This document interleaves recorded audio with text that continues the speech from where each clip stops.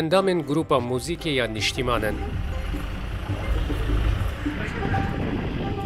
Ber vê yek jê holên herî navdariyên operaya Fransayê bireketine.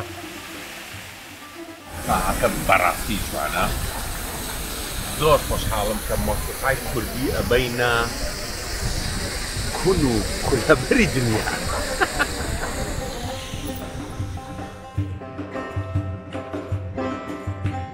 Piştî pêşkêşkirina projeyên yek û dûyê Niştiman li 5 festîvalên navdewletî de. Vê jarê sêyemîn proje bi navê Newroz dikeve berguhê Fransiyan.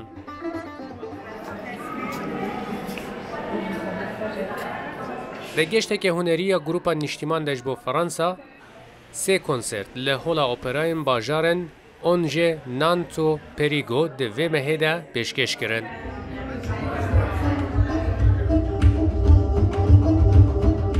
Projeya sêyem ya grupa Niştiman bi navê Newroz ew bi Niştiman sê jî tê naskirin û di 2022 de hatiye belavkirin. Projeya yekem de 2003 de ya duyem jî de 2016 de hata belavkirin.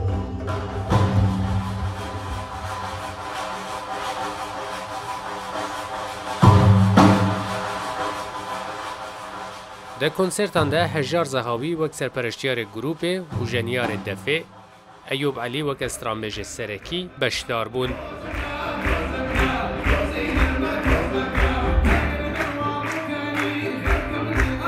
Goran Kamil awazdaner û jeniyarê Rûdê, Robin Vasî bi amêrên rîtmîk, Mîlad Mihemmedî bi amêrê tar, Mustafa Talib bi amêrê kemançe û Ertan Tekîn bi amêrê zornayê beşdar bûn.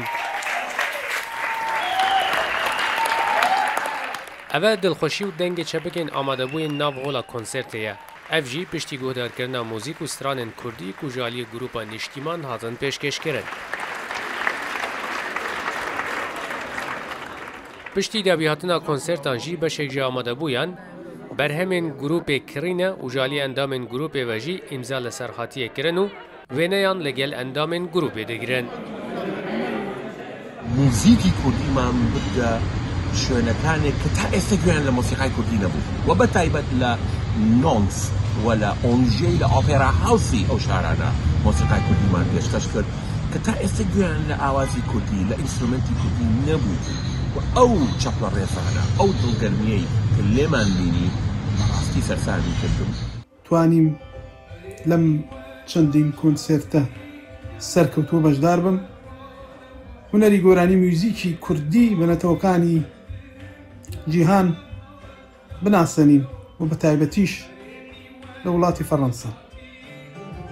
Soran Naqşbendî nivîskar û rojnamevan de geşta hunerî ya grupa Niştiman de bivan rabûye.